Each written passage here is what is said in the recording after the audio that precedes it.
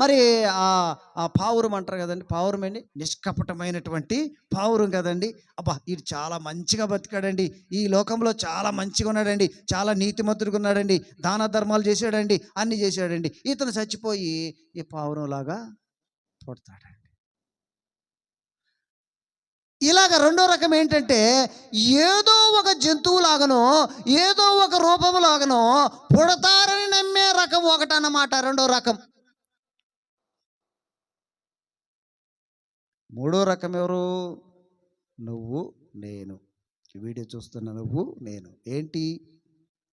చనిపోయిన తర్వాత మనకు ఒక జీవితం ఉంది, మన ఆత్మకి నిత్య జీవం ఉంది. ఇక్కడ 60, 70, 80 జీవిస్తాం, చచ్చిపోతాం, కానీ ఈ ఆత్మకి నిత్య జీవం ఉంది. చివరి వరకు కూడా మనము యుగ యుగాలు యేసయ్యతో ఉంటాం.